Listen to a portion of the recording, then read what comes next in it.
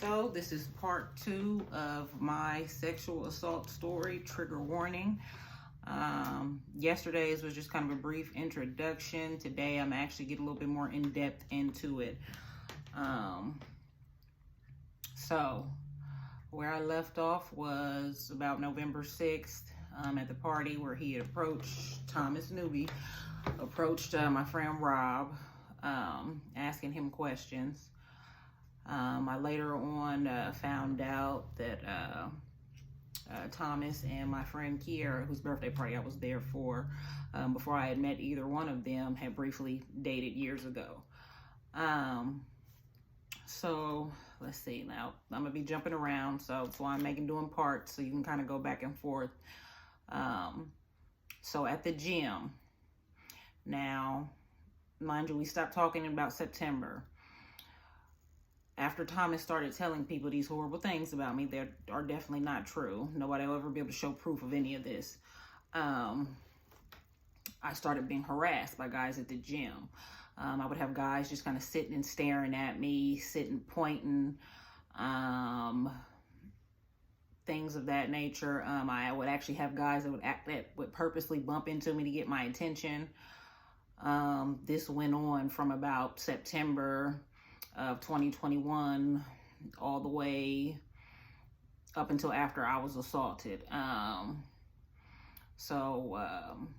let me fast forward a little bit to, I'd say, March of 2022. I was at the DNS lounge with some friends, all females. We were just standing around having a good time. Thomas just so happens to walk in, I'd say about 10 minutes after I got there. He kind of sits and stares for a while. We all notice it. I say something to make everybody that was with me aware, just in case something happened, just in case he decided to do something. So Thomas then proceeds to start talking to different men at the bar. It's not unusual, but every time he would go to a different man, their head would spin around like he said something crazy, and they would look directly at us, me and my friends and I. So of course, I know it had to be something that he said that pertained to me. This happened a few times, and this was March 18th of 2022. I had plenty of dates and notes and stuff that I had eventually took and wrote down. Like I have a lot. Like I have a book of stuff. Like a lot of this started from March into April. A lot of these notes are before I was assaulted and after. So this day at the DNS, though, he was going around to different men, telling them whatever he was telling them, and then they would all look at me. I had a few come and try to approach me.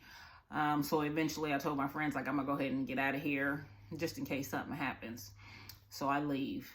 Now let's backtrack a little bit. So at the gym, from September on up, the harassment, it was just never ending. At first, I didn't really know or pay attention to what was going on because, like I said, I didn't talk to anybody at the gym really except for the people in the class. So there was no reason for me to assume that these guys were looking at me. Because for the most part, when I go to the gym, I always wear a scarf. I don't wear anything revealing or, anything that would draw attention to me. So anyway, so this would happen. Like I said, I started taking notes of the harassment and stuff. I even reported the harassment to the gym staff. The first staff member I think I reported to was Josh. I do not remember Josh's last name. But he is like a middle-aged white guy, bald. Josh seemed like a decent guy, which is why I approached him initially. Come to find out, he is not. When I approached him with the information, at first he seemed a little concerned. I explained to him I was having issues with Thomas and some of the things he was saying. He seemed a little concerned, seemed like he may do something about it. He told me he would have a stern talking with Thomas. I'm not sure if that happened or not. I know the harassment eventually got worse. I also would do the HIT classes a lot. And the person that did a lot of the HIT classes that I would go to was Lawrence Roth. Lawrence, and I thought Lawrence was gay.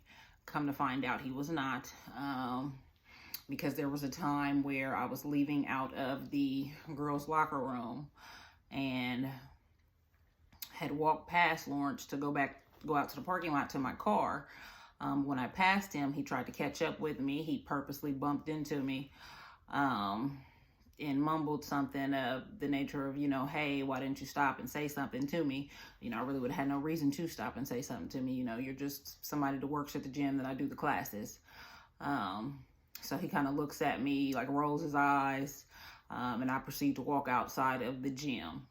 From that day forward, Lawrence was completely different after that. He was very rude, very standoffish when I would do classes, so on and so forth. So as the harassment and stuff kept going on, mind you, every day I'm taking notes, like I'm writing everything down, detailed notes of the things that were happening at the gym. So I'm explaining this to, I think, Josh again. I spoke to Josh quite a bit. Josh and the general manager at the time, his name was Mike, not sure his last name. We all ended up having kind of like a sit down in their office. This sit down I recorded for my safety, just in case. But they basically, brushed everything off I was saying as, oh, well, guys are going to be guys. They claim there was nothing they can do about me being, stared at, harassed, and, things like that. I actually had video footage of guys at the gym, like sitting harassing me, things like that. And I actually gave them some of these videos, and they just brushed it off like it was nothing. And I'm like, I shouldn't be made to feel uncomfortable in this gym. And Josh stated, yes, that's true, but there's not much we can do. There's a guy that they said his name was T. He's like a funny looking older black guy with like long dreads that he needs to cut off and let go. I called him the ugly predator. That's what he looks like to me. But they said his name was T. Didn't give it a full name or anything like that, but I actually have videos of this weirdo just sitting and staring or trying to follow me around the gym, the different places that I was at. Why, I don't know. You're not going to get anything from me. You're not going to even get as much as a conversation or a look.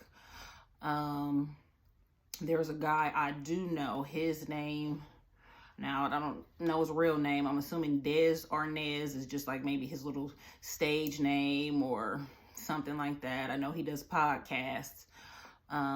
But he was standing with a group of about maybe 8 to 10 guys one day in the gym. I didn't pay any attention to him at first. They all had on sunglasses, looking weird, kind of like standing off to the side where I was working at. And of course, they're all looking my way. So at first, I'm still not thinking anything of it. Like me and Dez aren't friends. I just know him from hanging around other people. But they literally sat there with their glasses on, just staring at me for several minutes. Dez eventually got frustrated, snatched his glasses off and yelled out, "I told y'all he's lying. I told y'all he's lying. I know her." And then, so, of course, I look and see who they're talking about. It's Thomas. Him and a few of his friends eventually walk off. None of the other guys I know. I know he does hang with or some like a light skinned or brown skinned guy with dreads or whatever. He's kind of funny looking too. I'm assuming they're all around my age. I don't know. This is just like little bits and pieces of the harassment and stuff that have been going on. It's so much more. This is just, small little bits and pieces of it. Tomorrow I'm gonna get more in depth with the rape. So just kind of, for those of you that will be watching, kind of prepare yourself for that, because it's a lot. I've been dealing with this situation, the stalking, since 2021. It is now 2023 and still going on, court proceedings, and everything else.